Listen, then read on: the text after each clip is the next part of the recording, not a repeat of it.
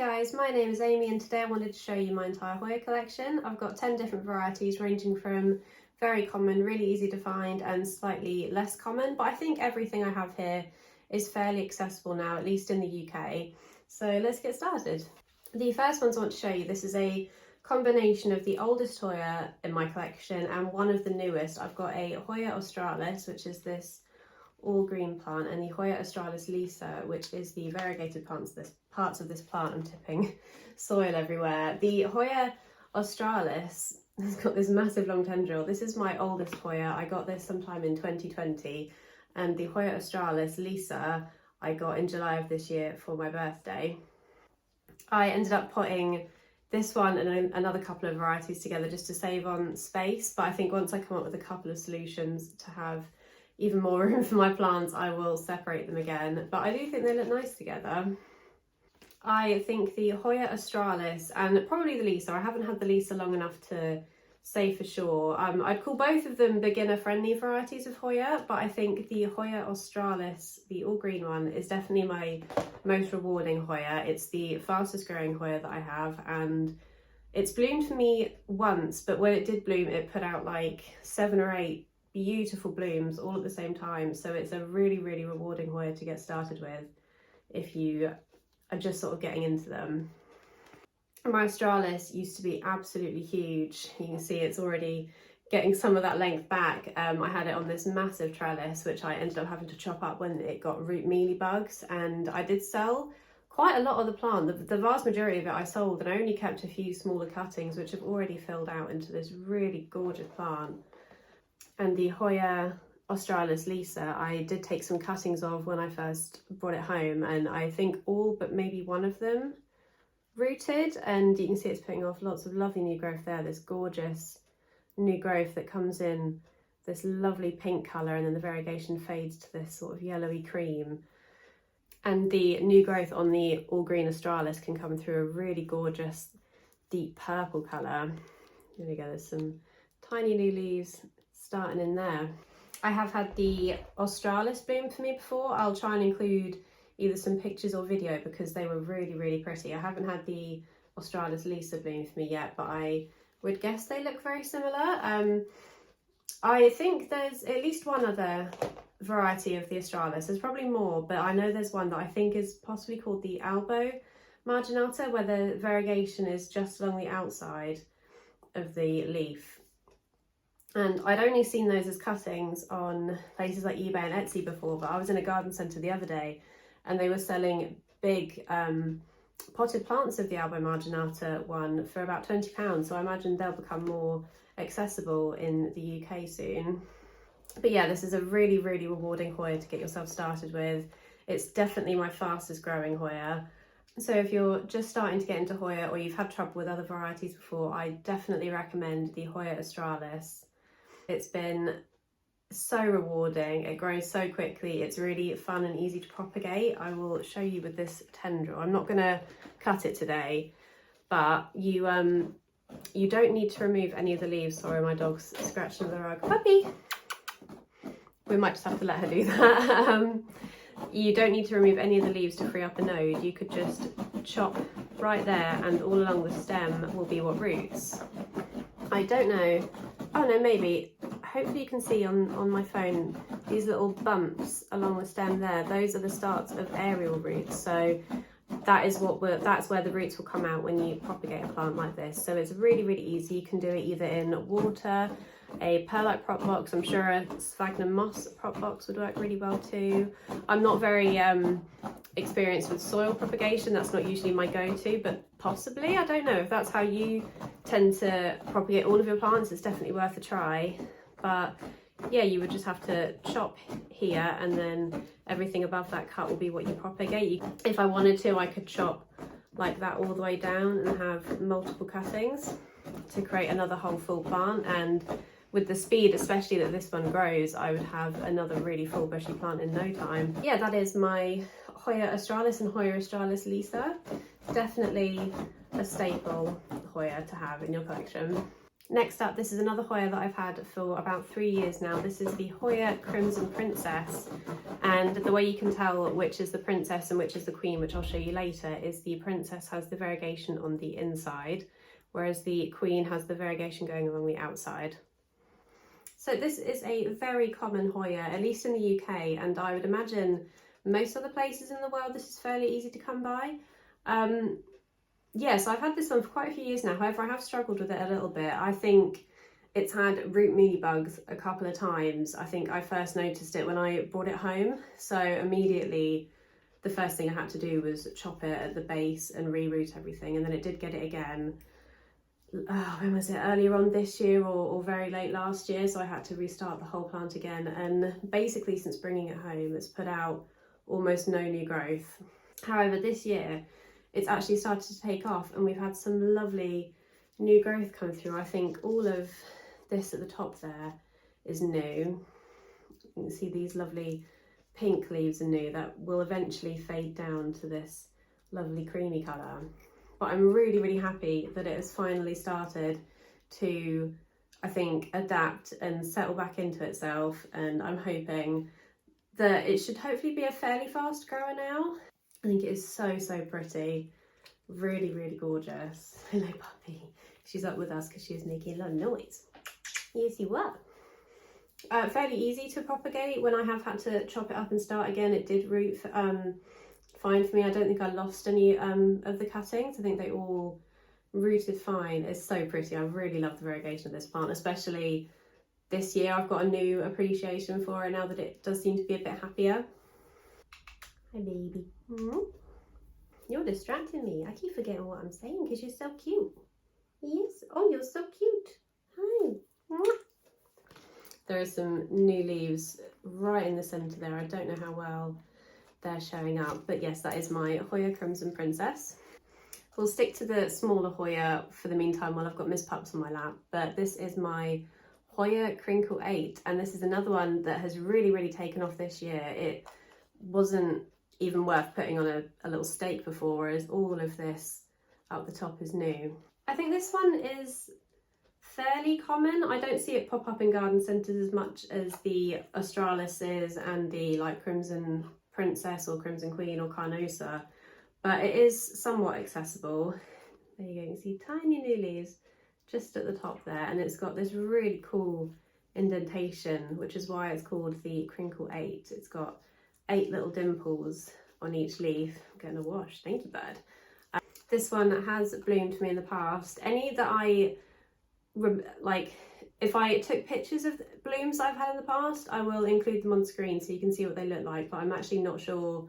I'm not always very good at thinking to take a picture of my plants when I see something cool like that. But you can see there's an old peduncle, and if you have a Hoya bloom and it's finished blooming, all the flowers have fallen off, leave the peduncle there because they can reactivate and rebloom again, which is really cool. I would say this Hoya and the other 3 that I've shown you so far all get fairly similar kind of light situations. They all sit in a very bright windowsill and all seem to be doing really well. They were really happy there all summer, even during the heat waves that we had. So these really sort of really thick succulent Hoyas do very well in high light. I definitely am going to have to come up with a different trellis for this one soon. It is far outgrown the little stick I popped in the back there, but I'm really enjoying watching this one progress, and I'm hoping to get it to bloom again for me soon. But I'm just really enjoying that it is growing so well for me. I love how crinkly the leaves are. It's so cool. But that is Hoya Crinkle 8.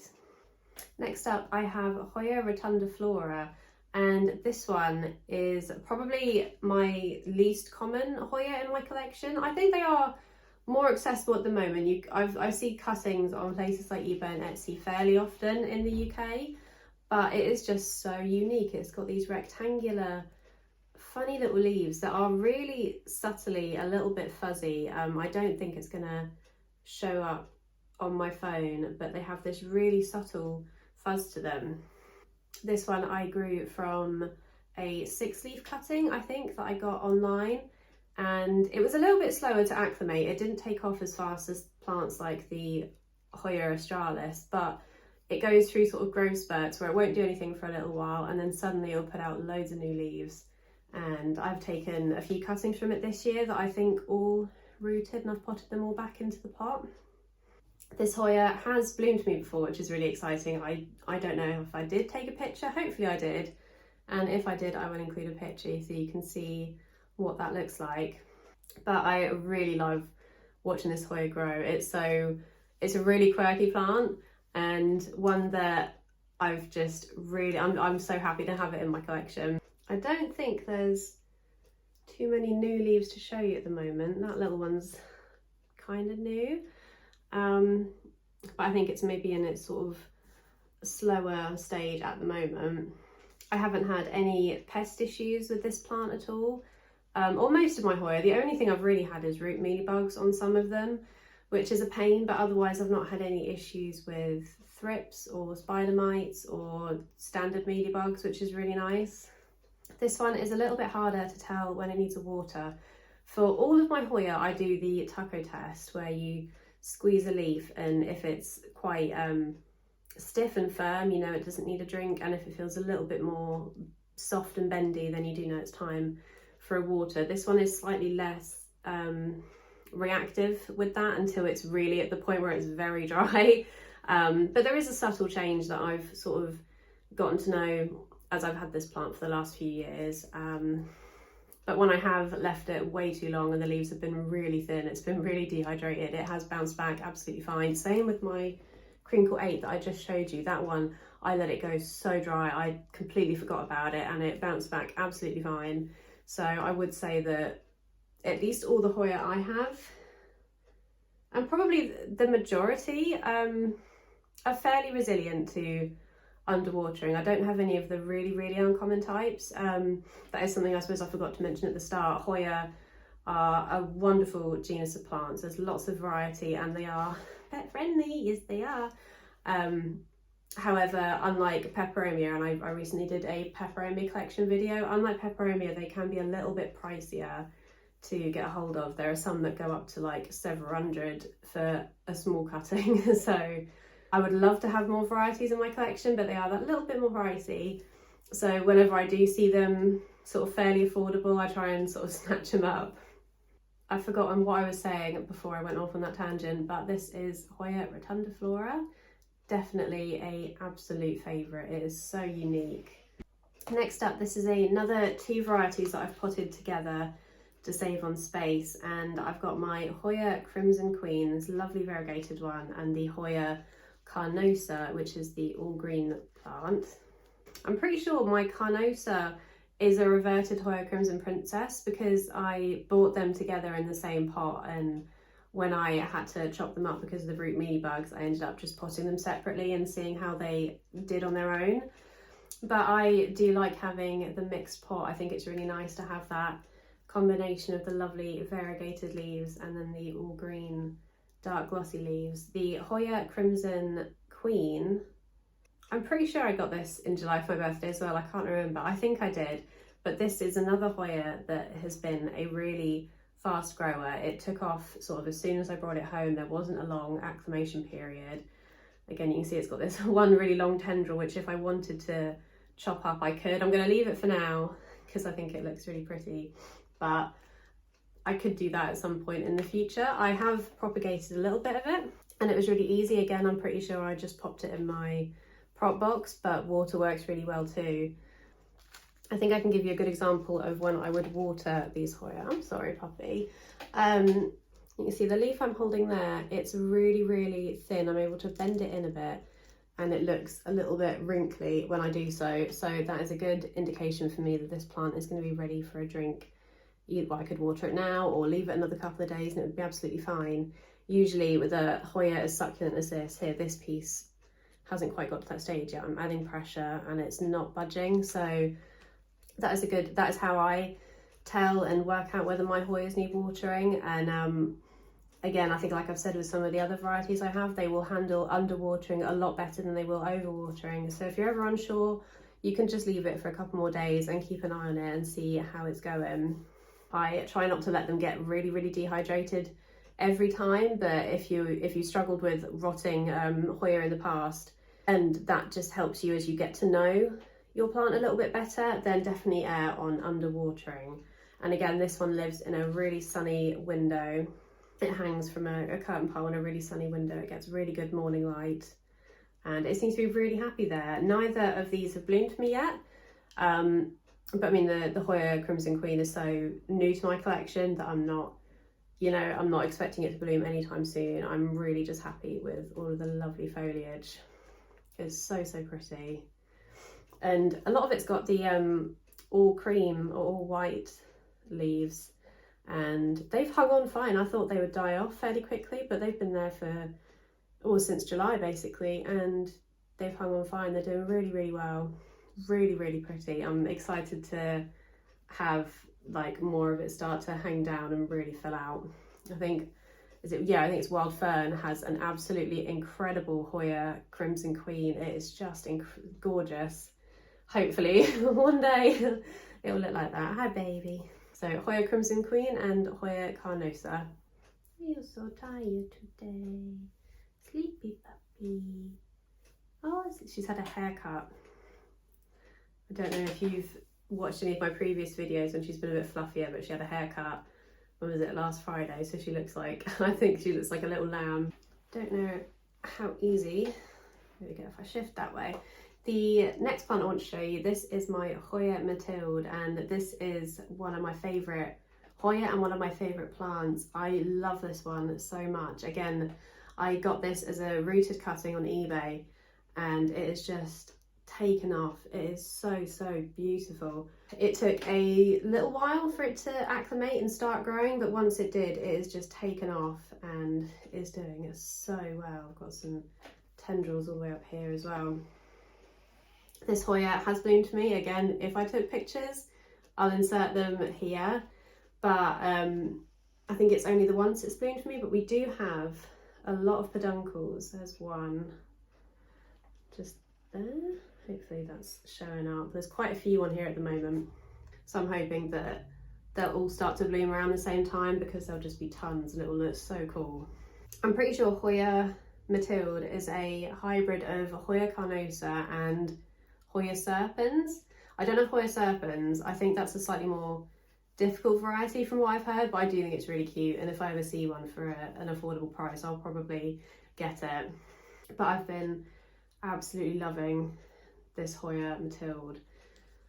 I took lots of cuttings from it recently. They're all rooted really well, but some of them, I don't know if you can, I don't think I'll be able to show you. Some of them have rooted and like I can tug on them, they're not coming out, but they're not, the leaves are staying really thin and wrinkly, like they're not absorbing water, but that's only on a couple of pieces. The rest of it is doing really well. Again, this is a good one to do the taco test with. It's not thirsty at the moment, but if it was, these leaves would feel a lot softer and a lot bendier. Do you want to get down, puppy? So yeah, when I check to see if this one's thirsty, I'll check some of the more mature leaves at the top. If you check newer growth, they are typically a bit softer until they've fully grown and hardened off. So she's back to digging the rug. I'm really sorry. So yeah, when these start to feel a bit thinner and a bit more bendy, I will then, that's when I know to give this plant a water.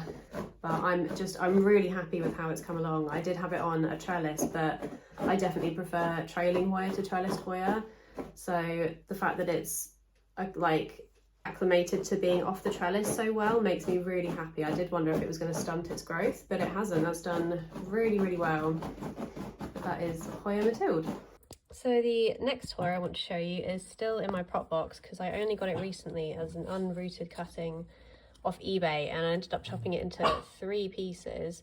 But it is the Hoya Croniana, and I think this is the Super Splash, and oh, it's just so pretty, and you can see the rooting process quite nicely here. Puppy, are you okay? She is. Hang on, I'll spin you round. There she is. She's got her cat. Hi. Oh my goodness. Oh my goodness. What's that? Is that your cat? Wow. Okay, we'll play. Oh, she's crazy puppy. Oh, she's crazy puppy. What's this? What's this? Is this your cat? So yeah, you can see those little roots coming out of the stems right there, and where it's a bit darker, that's where it already had some aerial roots coming in, so I was confident these would root quite quickly. and I'm excited to get these potted up. So that's one piece. There's another little piece, little 2-leaf that I chopped just because this is the bottom of the cutting and it was quite a short piece of stem, so I thought it would have a harder time holding up once I potted it up with only that much stem. But look how splashy those leaves are. And I'll just find the last piece. There's the top cut that's rooting really nicely. I think these lower leaves just sort of died off on their own. I'm having a hard time getting it to focus, but that's fine. It means a little bit more stem to pop in the soil once it's all rooted. Really, really cool. And I got this one. Oh, I love the little leaves, they're so cute. I ended up picking the Hoya Croniana because it reminded me of the Hoya Mathilde and how much I just love the little splashy leaves on that one. So I knew that I'd really, really love this one.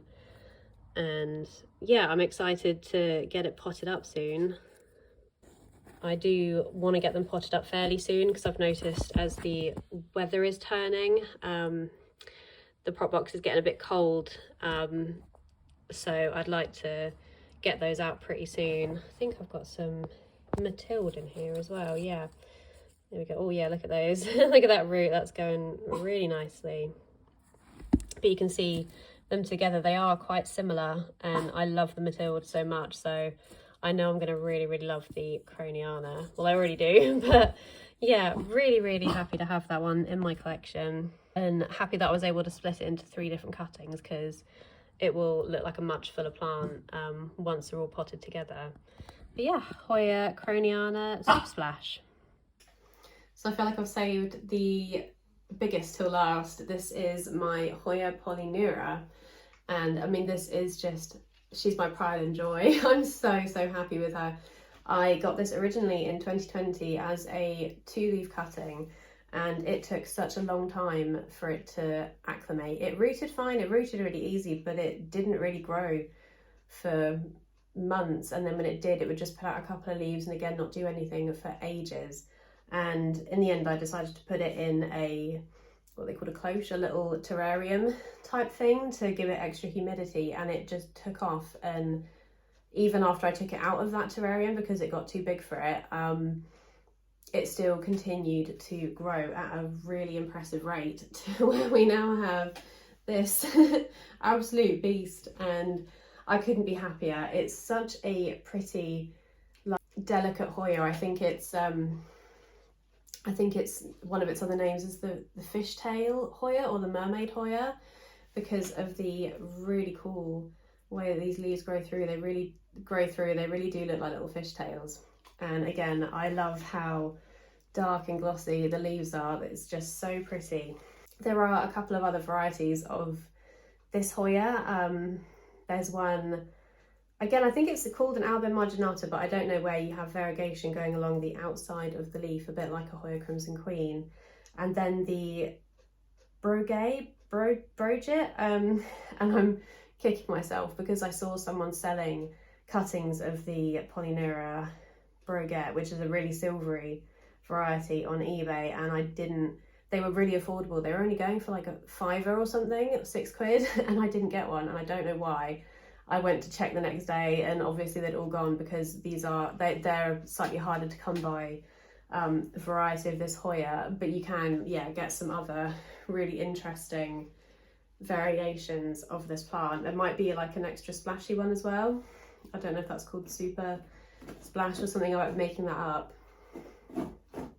But yes, I've had this plant for about 3 years, and that once it started to really take off and put out new growth, it has done so well. I've propagated it. It did really well rooting in both water and a prop box. Puppy! And I love how cute the new growth comes through. I'll try and get it a bit closer so you can hopefully see at the top. Right there, his cute new leaves. So I felt this is the main plant. This is all coming from one stem pretty much, and then everything that's a bit shorter at the back are all of my cuttings that have been doing really well. So this plant hasn't bloomed for me before. However, I think it's at the closest to a bloom that it's ever been. Where is it? It's here. I might have to include a picture if that's not showing up very well, but you can hopefully see. Can you see in there? They're actually starting to look like the start of little Hoya blooms, whereas I don't know if you'll be able to see it again. I will include a picture of this because every new set of leaves there will be like a tiny peduncle that just doesn't do anything, whereas that now, what I just showed you in there, is the furthest along it's come to flowering before. So I really hope that that does end up blooming for me, because that would just be the cherry on top, because foliage wise it's done so well. This is the only Hoya that I have pulled a little bit further back from a window. This is a slightly thinner leafed Hoya. If I show you, this isn't thirsty, but the leaves are a little bit thinner.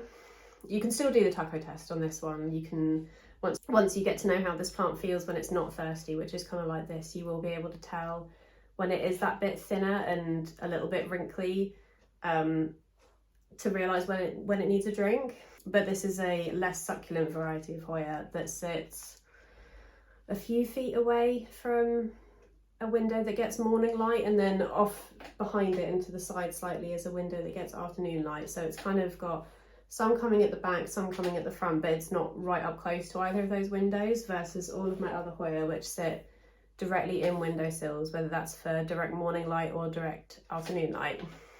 So that's something to bear in mind with this variety. It probably doesn't want to be quite so baked by the sun as some other more succulent varieties.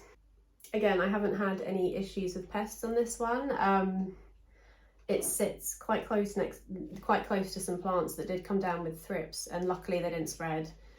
So I'm hoping that maybe the thrips aren't quite as interested in Hoya, which would make sense if you've had Hoya before, or if you get some and you either damage them slightly or you take cuttings to propagate them. You'll notice that there's like a white sap that comes out, and I wonder if that's what deters the thrips, that maybe that's not very nice for them, which is good. One thing I did want to mention, you can't leaf propagate Hoya, you can only stem propagate or sort of divide from the crown of the plant. Puppy do! Shall we stop? Shall we stop digging the rug? Pretty please. So you can't leaf propagate these, you can only stem propagate them or sort of divide the whole plant up. I think a lot of them you can root the leaves. I did actually root a single leaf that fell off a little while ago, and it rooted and it lived rooted in my prop box for quite a while, but they won't do anything. They will root and then eventually just die off. If you've ever seen the Hoya carrii plants, the little single hearts, that usually they definitely sort of, they get sold a lot of Valentine's Day. I think they're available most of the year round, but definitely Valentine's Day they really ramp up production of those. Some of them, if they happen to have been cut with a node, they will grow and produce new growth and become their own plant, but a lot of them are just a rooted leaf that won't do anything, will eventually, I think, either just stay like that for ages or die off. But if you have ever bought a Hoya carrii leaf and it has grown into a whole new plant on its own, do let me know, because I think it's really cool. It'd be a fun surprise if you kind of don't expect it to do anything and then it does. That would be really cool, because they're not the most expensive Hoya. There are some that are crazy expensive, but they're not the cheapest to get as a cutting, if that is the one that you're looking for. But yeah, that is the last of my Hoya plants for now. I'm sure I'll get more soon, because they are another sort of favourite of mine to collect. I love that they're pet friendly and they just have the most striking leaves and really cool blooms, so they're really fun to collect. I'd love to know what Hoya you have in your collection. There's definitely lots more that I would love to have. I love the Hoya obtusifolia, obovata. I love the Hoya obovata. I think it's just, I love the dark, large disc leaves with the splashing, but all the ones that I've seen as cuttings online, they look quite pale and a bit warped. They look a bit like, I don't know, they don't look as good as some of the ones that I see on like Instagram, where they are really flat, dark leaves. because I think they just look so cool. I think the other one that I'd love to get is the Maniparensis. Is that what it's called? It's like a kind of triangular leafed Hoya. Puppy! But yeah, so do let me know what Hoyas you have in your collection. Thank you very much for watching this video. I hope you enjoyed it, and I'll see you next time. Bye!